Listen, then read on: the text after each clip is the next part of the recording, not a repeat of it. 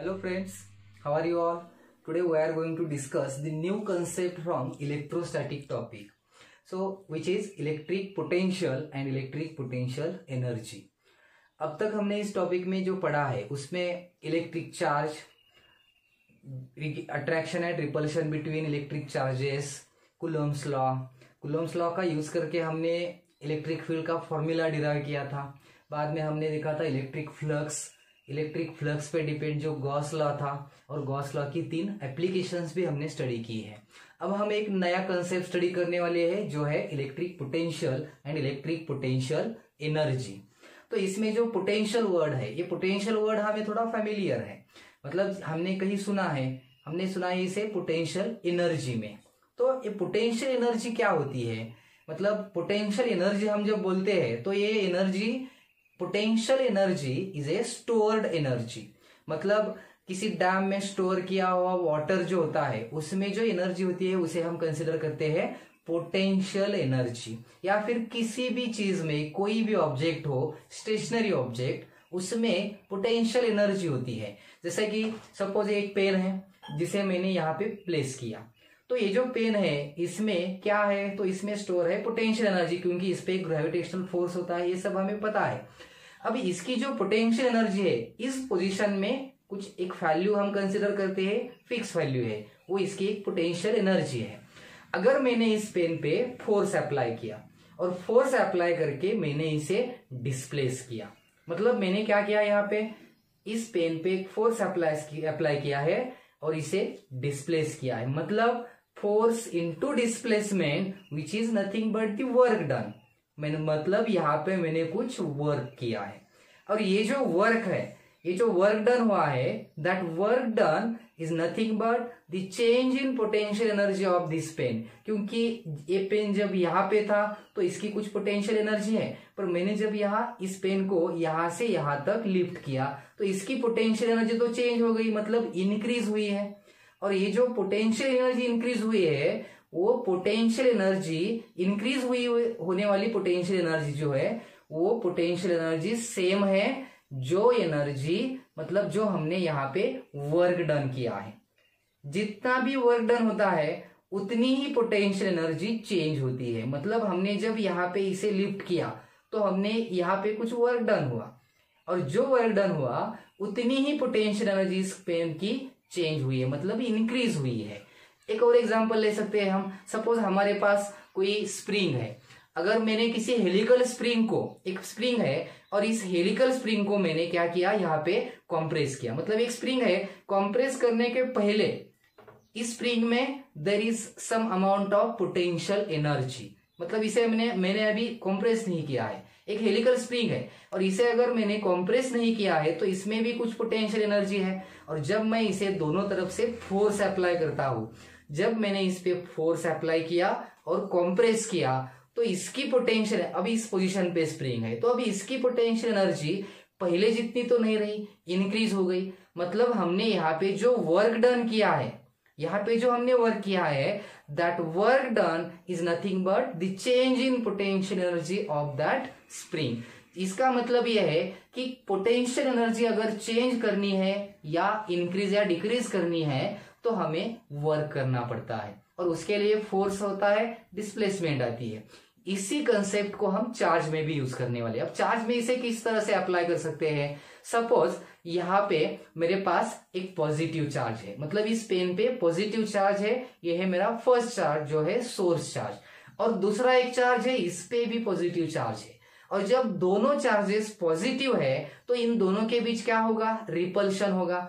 अब अगर ये इस तरह से लार्ज डिस्टेंस पे है तो इन दो चार्जेस की सिस्टम एक तैयार हुई, ये दो चार्जेस की अब क्या है, एक सिस्टम है, और इस सिस्टम की कुछ पोटेंशियल एनर्जी है। ये दोनों चार्जेस की जो सिस्टम है इसमें कुछ क्या है, पोटेंशियल एनर्जी है। अब मुझे इस पोटेंशियल एनर्जी को चेंज करना है, इसके लिए मैं क्या करने वाला हूं, इन दोनों के ऊपर एक फोर्स अप्लाई करने वाला हूं, और इनको दोनों को फोर्स अप्लाई करके मैंने क्लोज किया। मैंने मतलब अभी ये दोनों पॉजिटिव चार्ज थे, दोनों पॉजिटिव चार्ज का मतलब ये दोनों एक दूसरे को रिपेल करने वाले, ये तो एक दूसरे के पास नहीं आने वाले, तो इसके लिए हमें दोनों तरफ से क्या करना पड़ेगा, फोर्स अप्लाई करने का। और जब हम इसे फोर्स अप्लाई करेंगे तो तो यानी हम वर्क करने वाले हैं कुछ, और जब हम इसे फोर्स अप्लाई करेंगे तो ये पास आ जाएंगे। अब ये दो चार्जेस की सिस्टम ही है, पर अब इसकी जो पोटेंशियल एनर्जी है वो पोटेंशियल एनर्जी क्या हो गई, इंक्रीज हो गई। And that increased potential energy is nothing but the amount of work done. हमने यहाँ पे जो वर्क डन किया, वर्क डन क्या किया, हमने दोनों तरफ से फोर्स अप्लाई करके दोनों को पास ले आए हम, यही हमारा वर्क डन था। और ये जो वर्क डन था, this work done is converted into change in potential energy. मतलब पोटेंशियल एनर्जी में क्या होता है, चेंज होता है, इंक्रीज हुई पोटेंशियल एनर्जी। यही पार्ट जो है हम यूज करने वाले हैं इलेक्ट्रिक पोटेंशियल पार्ट स्टडी करने में। अब जब इलेक्ट्रिक पोटेंशियल पढ़ना है तो हमने यहाँ पे जो डिस्कस किया था, जिसमें हमने कहा था कि कुछ वर्क डन करने पर ही इलेक्ट्रिक पोटेंशियल एनर्जी क्या होती है, चेंज होती है। तो सबसे पहले हमें देखना है कि ये वर्क डन इलेक्ट्रोस्टैटिक में हम इसे किस तरह से ले सकते हैं, चार्ज के कंसेप्ट में। तो इसलिए मैंने यहाँ पे जो कंसेप्ट लिखा है, जो फर्स्ट कंसेप्ट है, इसे मैंने टाइटल दिया है वर्क डन। और जो वर्क डन होता है वही होती है चेंज इन पोटेंशियल एनर्जी, क्योंकि हम जितना वर्क डन करते हैं उतनी ही पोटेंशियल एनर्जी क्या होती है, चेंज होती है। तो इसलिए मैंने यहाँ लिखा है वर्क डन और change in potential energy in displacing a positive test charge in an electric field. ये चार्ज इस तरह से होता है जो हम सिर्फ टेस्ट के लिए यूज करते हैं, कितनी इंटेंसिटी है, कितनी स्ट्रॉन्ग पोटेंशियल की वैल्यू है, ये सब चेक करने के लिए हम यूज करते हैं, इसलिए इसे टेस्ट चार्ज मैंने कहा है, जो हमेशा पॉजिटिव लेते हैं हम। अब यहाँ पे एक टेस्ट चार्ज अगर हमने इलेक्ट्रिक फील्ड में डिस्प्लेस किया तो हम जो वर्क डन करते हैं और उस सिस्टम की जो पोटेंशियल एनर्जी चेंज होती है, ये हमें कैलकुलेट करनी है। डायग्राम में मैंने कुछ पार्ट दिखाया है, जहां पे यहाँ एक पॉइंट है O पॉइंट, इस O पॉइंट पे there is a positive charge plus Q, और जो इलेक्ट्रिक फील्ड इस पॉजिटिव चार्ज की तरफ से तैयार होगी, वो इलेक्ट्रिक फील्ड यहां से आउटवर्ड होगी। मतलब इस पूरे स्पेस में, इस सराउंडिंग स्पेस में इस पॉजिटिव चार्ज की यहाँ इलेक्ट्रिक फील्ड है, इसलिए हम इसे सोर्स चार्ज भी बोलते हैं, पॉजिटिव टेस्ट चार्ज को, सॉरी पॉजिटिव सोर्स चार्ज। एक कैपिटल Q से दिखाया है। अब इस कैपिटल Q ये जो चार्ज है, सोर्स चार्ज, इसके इलेक्ट्रिक फील्ड में मैंने एक पॉइंट कंसिडर किया है, A पॉइंट। अब ये जो A पॉइंट है, इस A पॉइंट पे मैं दूसरा एक चार्ज जो हमारा पॉजिटिव टेस्ट चार्ज है, इसे प्लेस करने वाला हूं। यहाँ पे जो पॉजिटिव टेस्ट चार्ज है, ये पॉजिटिव टेस्ट चार्ज मैंने प्लेस किया है पॉइंट A पे। अब यहाँ पे कंसिडर कीजिए कि पॉइंट A पे कौन सा चार्ज है, ये टेस्ट चार्ज है, जिसे स्मॉल q सिंबल दिया है हमने, और ये भी पॉजिटिव ही है। और इन दोनों के बीच, मतलब ये जो सोर्स चार्ज है और ये जो टेस्ट चार्ज है, दोनों के बीच का जो डिस्टेंस है वो है R1. R1 is the distance of test charge at point A from the source charge which is at point O. अब हम कंसिडर करते हैं कि यहाँ पे ये दो चार्ज की सिस्टम है। मतलब यहाँ पे कितने चार्जेस है, दो चार्जेस है। एक ये सोर्स चार्ज है, यहाँ पे है ये टेस्ट चार्ज, और ये दो चार्जेस की सिस्टम में कुछ पोटेंशियल एनर्जी स्टोर है। मान लेते हैं ऐसा कुछ कि यहाँ पे कुछ पोटेंशियल एनर्जी स्टोर है। अब मुझे क्या करना है, अब आप एक बात सोचिए कि ये पॉजिटिव चार्ज है, ये भी पॉजिटिव चार्ज है, तो इन दोनों के बीच क्या होगा, रिपल्शन होगा। और अगर रिपल्शन होगा तो ये सोर्स चार्ज इस टेस्ट चार्ज को इस डायरेक्शन में क्या करेगा, रिपेल करेगा, which is a electrostatic force, और ये इस डायरेक्शन में होगा। मतलब ये हो गया हमारा इलेक्ट्रोस्टैटिक फोर्स, जिसके हमें यहाँ पे डायरेक्शन भी दिखाई है। तो इस चार्ज पे इस डायरेक्शन में क्या है, फोर्स है। तो अब मुझे क्या करना है, इस टेस्ट चार्ज को A पॉइंट से B पॉइंट तक डिस्प्लेस करना है। I am going to displace a positive test charge from A point to B point. पर अगर इसे डिस्प्लेस करना है तो आपको एक अभी यहाँ पे पता चलेगा कि इस चार्ज पे तो फोर्स है और वो तो आउटवर्ड डायरेक्शन में है। मतलब ये चार्ज इस तरफ अपने आप तो डिस्प्लेस नहीं होगा। अगर इसे डिस्प्लेस करना है तो हमें इस चार्ज पे इस फोर्स के अपोजिट डायरेक्शन में उतना ही फोर्स अप्लाई करना पड़ेगा, तभी ये चार्ज क्या हो सकता है, डिस्प्लेस हो सकता है। मतलब हम इस चार्ज को डिस्प्लेस करने वाले हैं किस पॉइंट तक, B पॉइंट तक, जिस B पॉइंट का डिस्टेंस हमने इस चार्ज से यहाँ पे लिया है R2। मतलब R2 और R1 ये जो है वो डिस्टेंसेस है। अब यहाँ पे अगर हम A पॉइंट को B पॉइंट से B पॉइंट तक डिस्प्लेस करते हैं तो ये चार्ज जो है स्मॉल q, ये चार्ज एकदम सडनली यहाँ से ए पॉइंट से बी पॉइंट तक आएगा नहीं, मतलब ये थोड़ा थोड़ा डिस्प्लेस होता जाएगा और बी पॉइंट की तरफ बढ़ेगा। मतलब हमें छोटा छोटा छोटा इसका पार्ट्स कंसीडर करके अगर हम इसे कैलकुलेट करेंगे तो ये आसान होगा, क्योंकि हर पॉइंट पे इलेक्ट्रिक फोर्स की वैल्यू जो है वो सेम नहीं होगी। तो इसके लिए हमें जो इसकी डिस्प्लेसमेंट मतलब हमें इसे जो डिस्प्लेस करना है कहां से, ए पॉइंट से बी पॉइंट तक, उसके लिए मैं यहाँ पे इसकी एक स्मॉल डिस्प्लेसमेंट लेता हूं। मैंने यहाँ पे लिखा है dr। अभी इस dr का मतलब क्या है, dr is a small displacement of this test charge. इस टेस्ट चार्ज की मैंने एक स्मॉल डिस्प्लेसमेंट की है, मतलब टेस्ट चार्ज को यहां से यहां तक डिस्प्लेस किया है। कितनी डिस्प्लेसमेंट है ये, dr। क्या करने पड़ा उसके लिए, इसे यहां से यहां तक अगर डिस्प्लेस करना हो तो उस पर इतना फोर्स अप्लाई करना पड़ेगा अपोजिट डायरेक्शन में, तो भी ये चार्ज क्या होगा, यहां से डिस्प्लेस होगा। जब हम इस चार्ज को यहां से डिस्प्लेस करते हैं तो डिस्प्लेस किया, फोर्स अप्लाई किया, मतलब हमने एक स्मॉल वर्क डन भी किया यहाँ पे।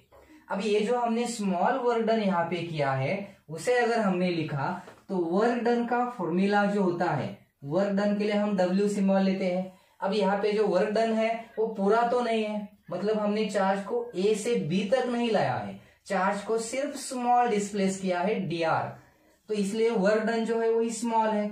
अब जबकि चार्ज को थोड़ा डिस्प्लेस किया तो पोटेंशियल एनर्जी में भी स्मॉल चेंज आ जाएगा, बढ़ जाएगी पोटेंशियल एनर्जी। तो there is a small change in potential energy, जिसे मैं सिंबल यूज करने वाला हूं du।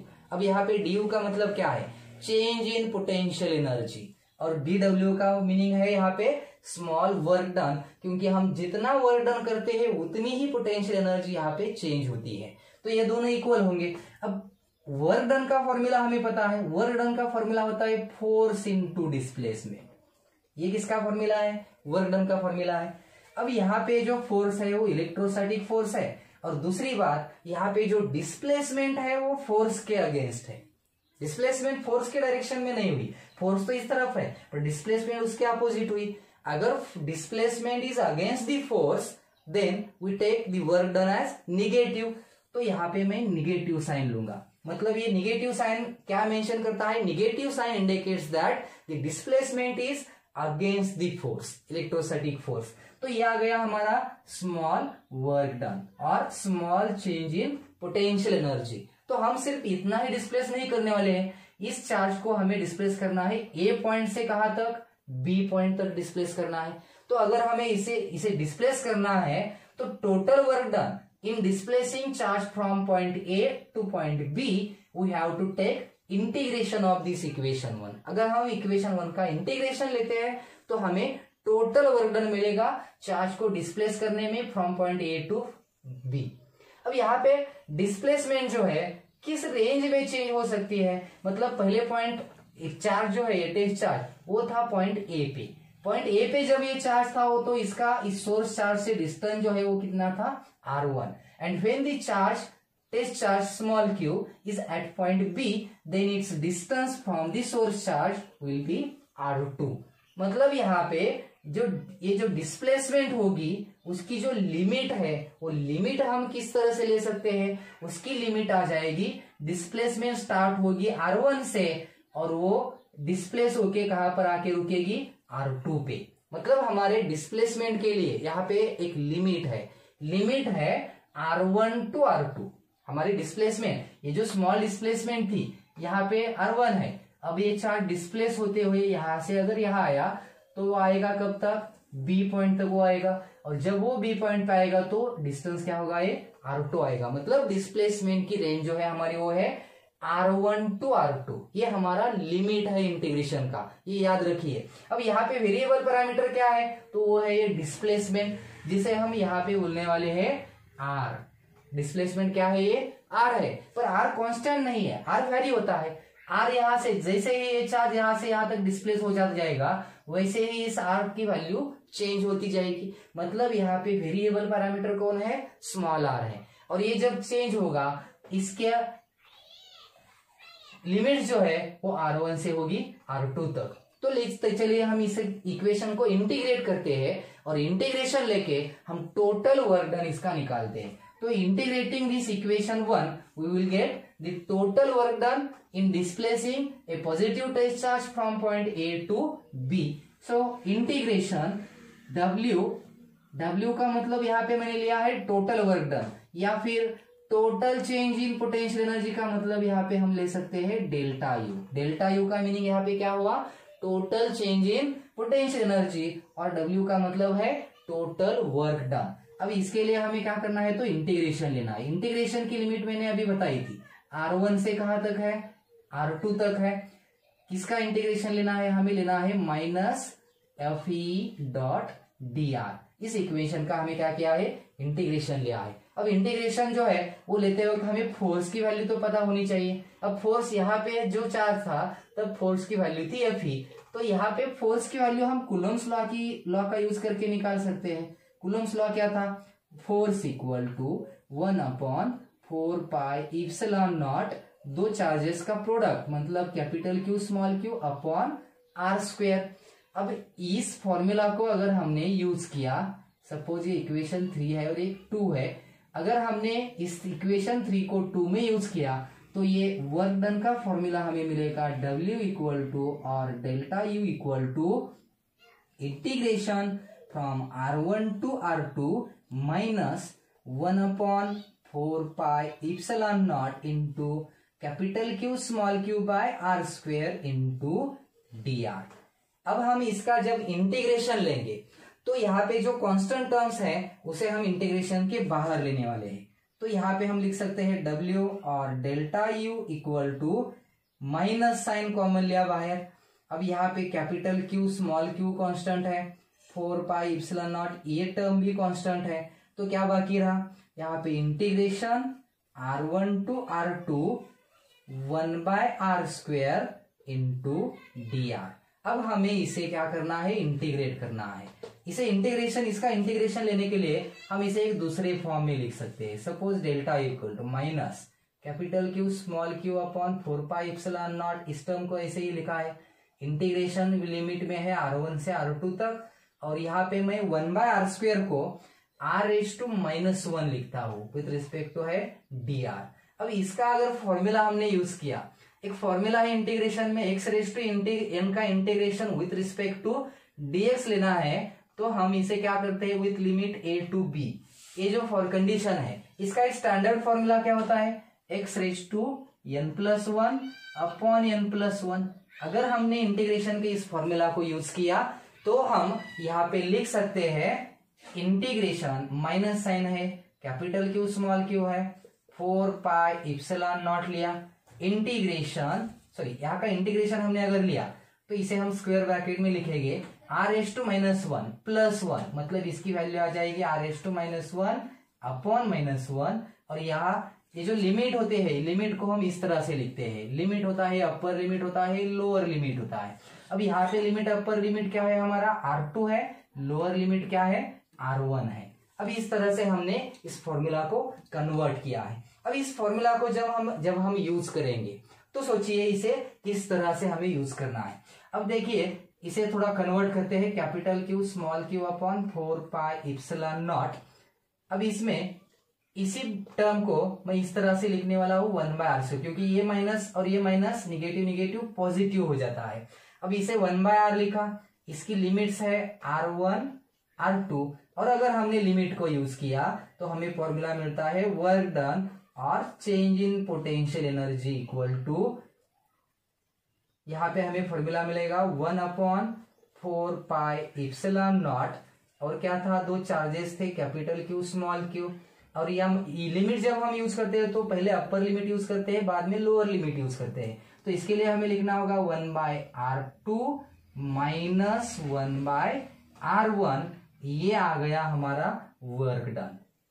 ये जो फॉर्मूला हमें मिला है ये किसका फॉर्मूला है, this is the formula for work done in bringing और in displacing a positive test charge from point A to B। और ये वर्क डन किसके अगेंस्ट किया है हमने, इलेक्ट्रोस्टैटिक फोर्स के अगेंस्ट कह सकते हैं, या फिर इस चार्ज के फील्ड के अगेंस्ट किया है। ये इलेक्ट्रोस्टैटिक हमने यहाँ पे जो वर्क डन किया है। वर्क डन जितना हम करते हैं उतनी ही पोटेंशियल एनर्जी क्या होती है, चेंज होती है। ये फॉर्मूला हमें यूज करना है यहाँ पे। और एक बात हमें याद रखनी है, वो है कि जब हम वर्क डन कंसिडर करते हैं, that work done is independent on the path followed by the charge. यहाँ पे जो ये चार्ज है, इस चार्ज में जब वो डिस्प्लेस होता है और वो डिस्प्लेस होते वक्त जो पाथ फॉलो करता है, तो उस पाथ पे ये वर्क डन डिपेंड नहीं होता है। हम यहाँ पे देख सकते हैं कि ये क्या कंसेप्ट है, मतलब मैंने जो बताया कि इस पाथ पे डिपेंड नहीं होता है। मतलब किस तरह से लेना है, हमें लेना है यहाँ पे, सपोज ये चार्ज यहाँ से ए से बी तक हमने डिस्प्लेस किया, पर अगर इस चार्ज को डिस्प्लेस करते वक्त हमने इसे ए को स्ट्रेट नहीं जाने दिया, हमने यहाँ से पहले इसे यहाँ तक डिस्प्लेस किया, बोलते हैं इसे यम, और ये एन पॉइंट है, और फिर यम से बी तक आ गया, या फिर ए से एन तक आया और फिर बाद में एन से बी तक गया। मतलब 3 कंडीशन मैंने यहाँ पे दिखाई है। एक तो ये चार्ज जो है ए से बी तक स्ट्रेट यहाँ पे डिस्प्लेस होगा, या फिर ये पहले ए से एम तक जाएगा फिर बी तक आएगा, या फिर ये ए से एन तक जाएगा और फिर बी तक आएगा।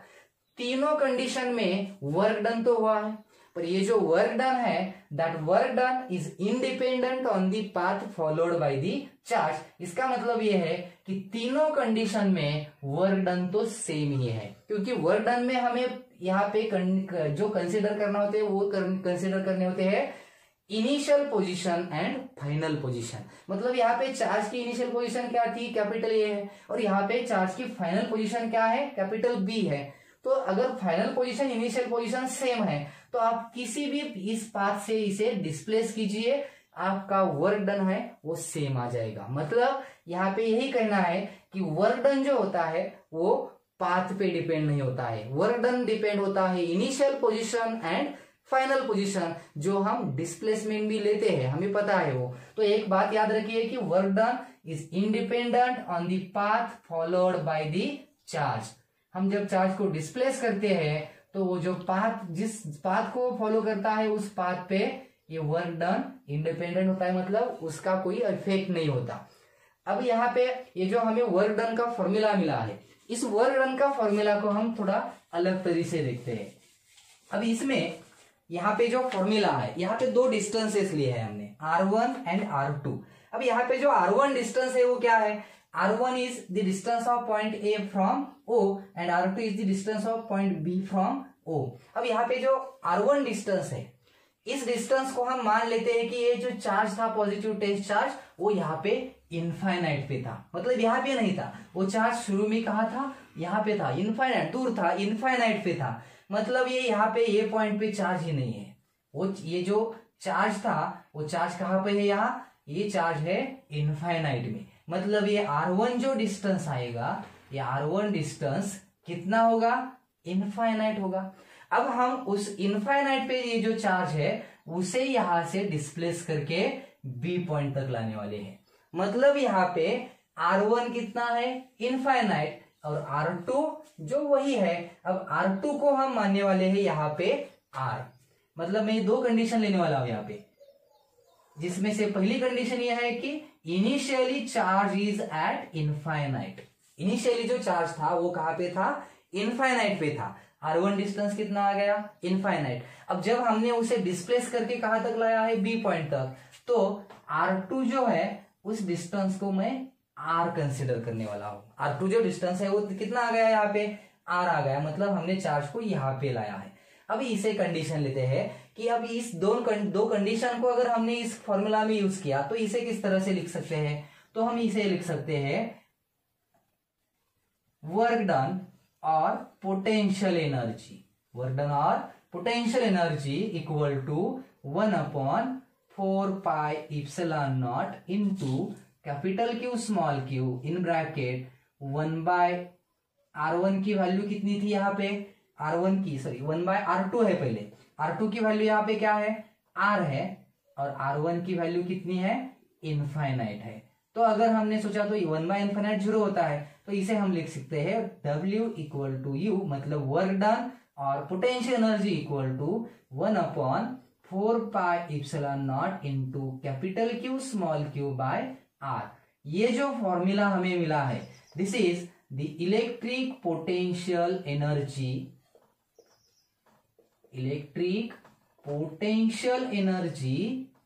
Of the system of two charges. ये में हमें मिला है फॉर्मूला पोटेंशियल एनर्जी के लिए।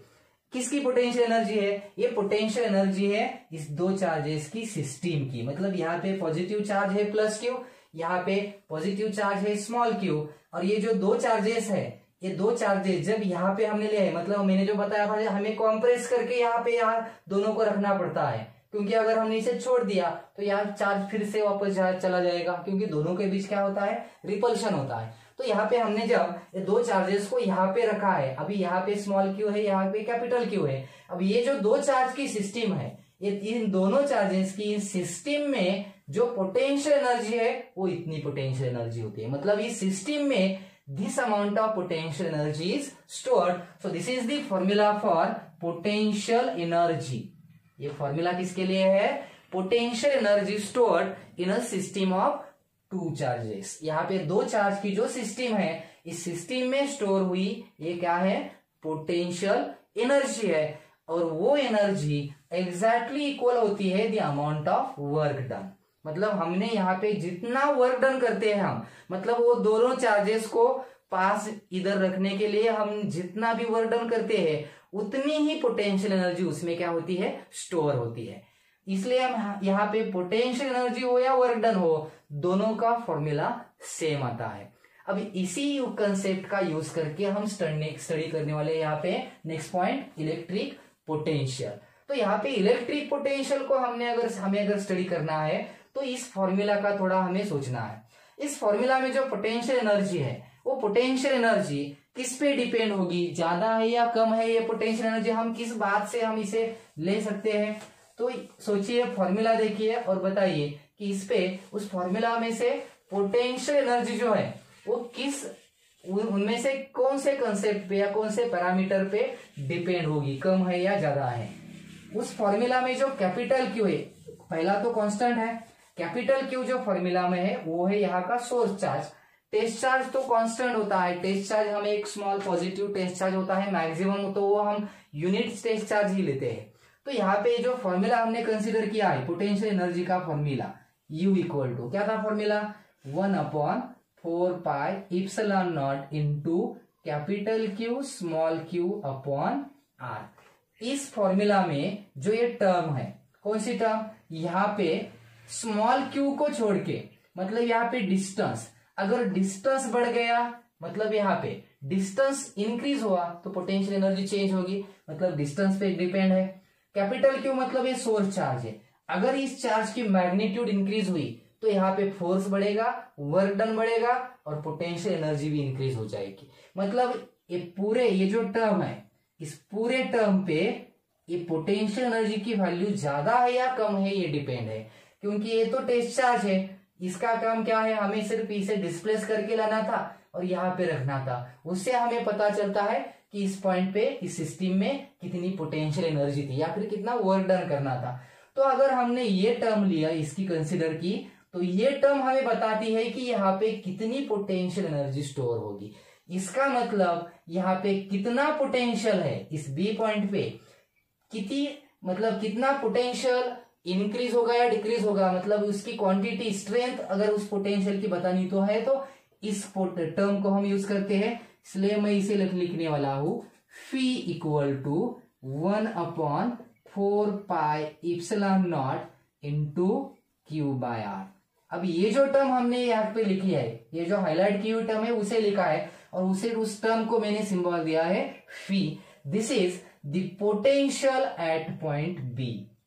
ये जो टर्म है, इसी टर्म को हम बोलने वाले हैं electric potential at point B, क्योंकि यहाँ पे कितना पोटेंशियल है ये सिर्फ इस टर्म को पे डिपेंड है। अब ये इस फॉर्मूला से हमने डिराइव किया, पर इसे हम डेफिनेशन के फॉर्म में भी हम स्टडी कर सकते हैं, क्योंकि हमें इलेक्ट्रिक पोटेंशियल के बारे में स्टडी करना है। तो अगर इलेक्ट्रिक पोटेंशियल स्टडी करना है तो इलेक्ट्रिक पोटेंशियल का अगर हमें यहाँ पे डेफिनेशन के फॉर्म में अगर इसे स्टडी करना है तो यहाँ पे मैंने डेफिनेशन लिखी है, पर पहले देखिए क्या किया है।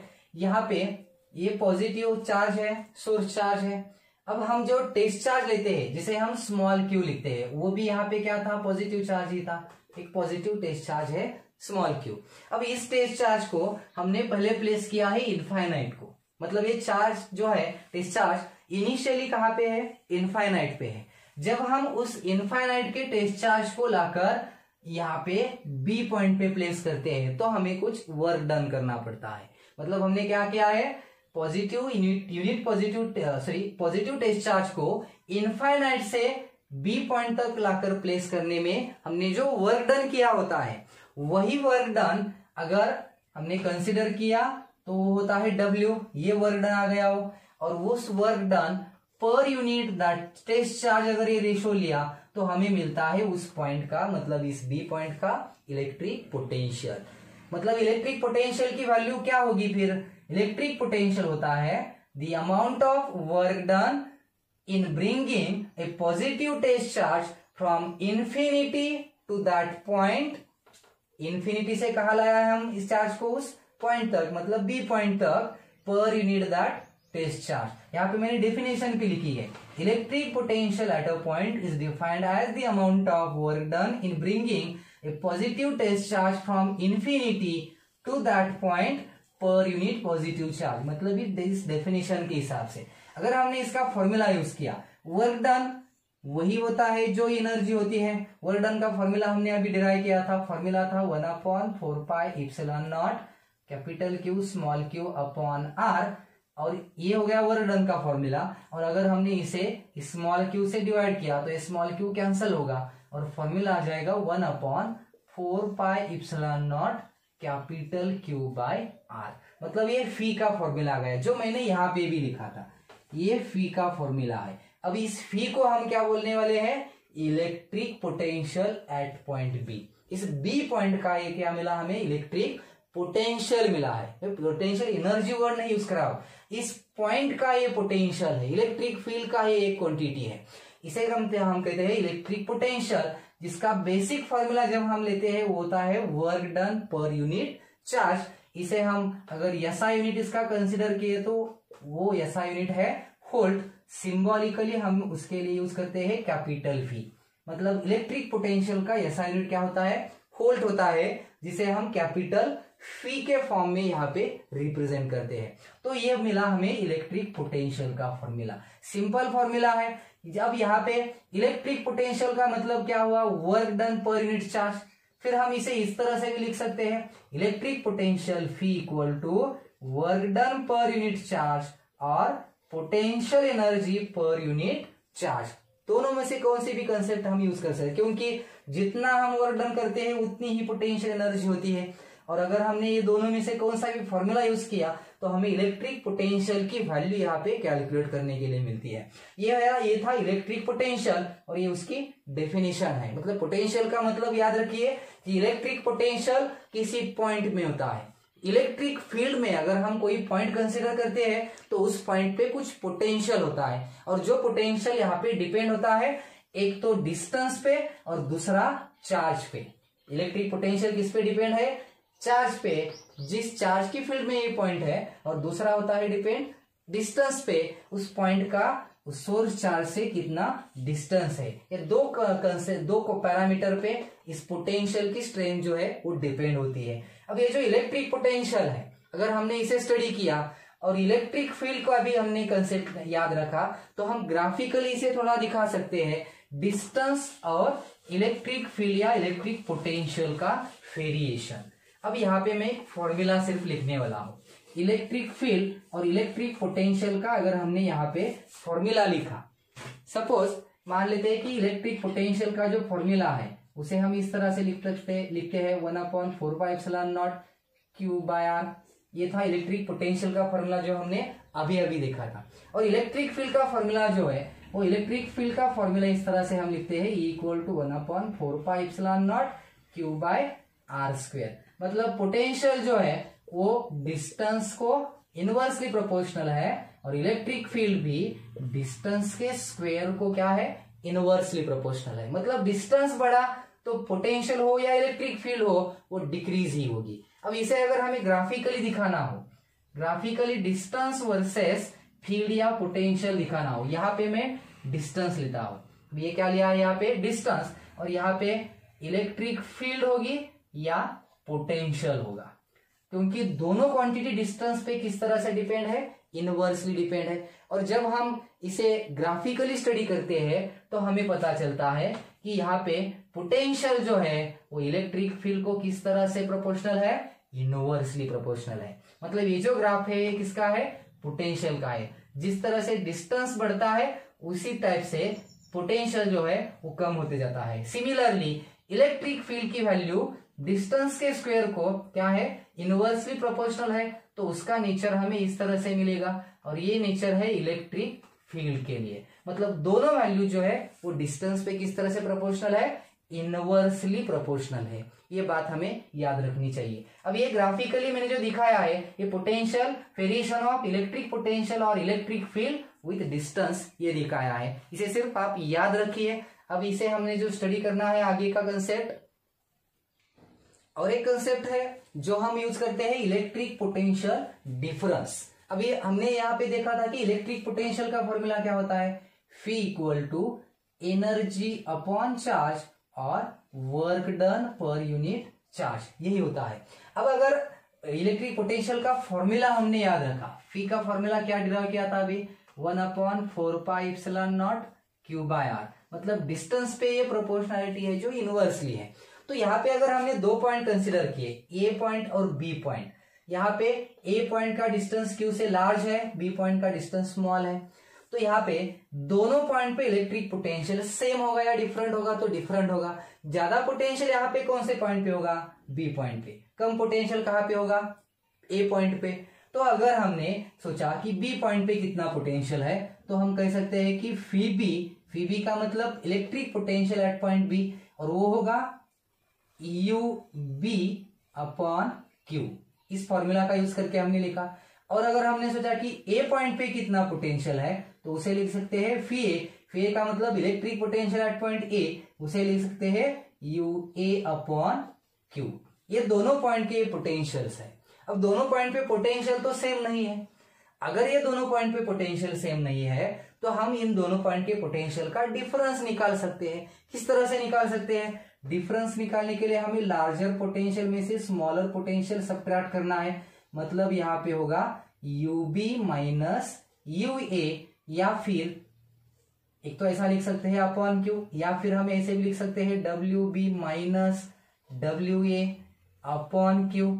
इसका मतलब ये आ गया हमारा इन दोनों पॉइंट के इलेक्ट्रिक पोटेंशियल में जो डिफरेंस है वो, इसे हम इस तरह से लिख सकते हैं फी बी ए का मतलब है electric potential difference between two points B and A, और इसे हम इस तरह से भी लिख सकते हैं work done from B to A, और इसे लिख सकते हैं A to B per unit charge, क्योंकि ये वर्क डन ही है। वर्क डन कौन सा, work done in displacing charge from point A to point B.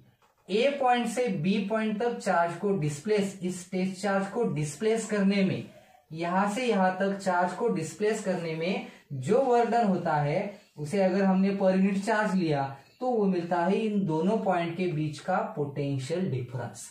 मतलब इलेक्ट्रिक पोटेंशियल के दो पॉइंट में पोटेंशियल का डिफरेंस होता है। इसे हमने स्टडी किया, मतलब ये वही फॉर्मूला आ गया जो पहले था।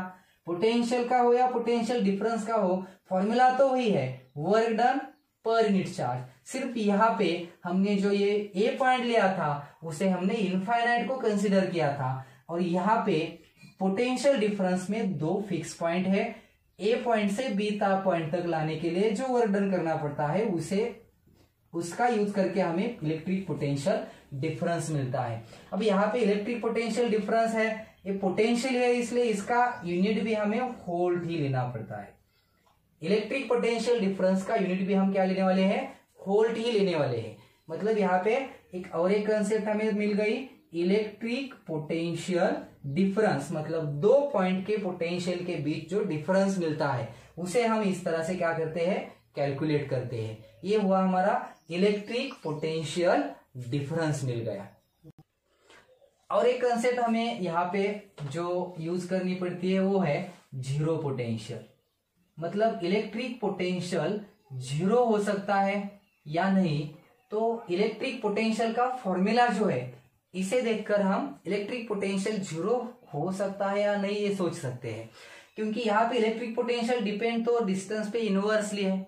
तो मैंने अगर यहाँ पे एक जो पॉइंट है, मतलब जिस पॉइंट का हमें पोटेंशियल लेना है, इस तरह से जो पॉइंट है, बी पॉइंट है, ए पॉइंट है, ये तो इस चार्ज से फाइनाइट डिस्टेंस पे है। अगर मैंने इस पॉइंट को इनफाइनाइट पे लिया, मतलब इस चार्ज से ये पॉइंट जो है वो कहाँ पे है, इनफाइनाइट पे है, मतलब डिस्टेंस जो है वो इनफाइनाइट होगा, तो इलेक्ट्रिक फील्ड पोटेंशियल की वैल्यू वो कितनी आ जाएगी, V equal to 1/4πε0 capital Q upon infinity. तो इसकी वैल्यू आ जाएगी जीरो, मतलब जीरो पोटेंशियल पॉसिबल है, पर कहाँ पे होता है, इनफाइनाइट पे। और मैक्सिमम क्वेश्चंस में इसे डिराइव करने के लिए हम यहाँ पे ये जीरो पोटेंशियल कंसिडर करते हैं इनफाइनाइट को, मतलब इनिशियली जब पोटेंशियल जीरो होता है इसका मतलब हमारा चार्ज जो है वो कहाँ पे होता है, इनफाइनाइट पे। मतलब चार्ज जब इनफाइनाइट पे होता है, मतलब वो पॉइंट इनफाइनाइट पे होता है, तो इनफाइनाइट पे होने वाले उस पॉइंट का पोटेंशियल होता है जीरो, और जैसे ही हम उस पॉइंट को हम क्लोज लाते हैं तो पोटेंशियल क्या होता है, इंक्रीज हो रहता है। अब यहाँ पे जो पोटेंशियल है वो जीरो है, मतलब जीरो पोटेंशियल पॉसिबल है जो इनफाइनाइट डिस्टेंस पे हमें मिलता है। ओके।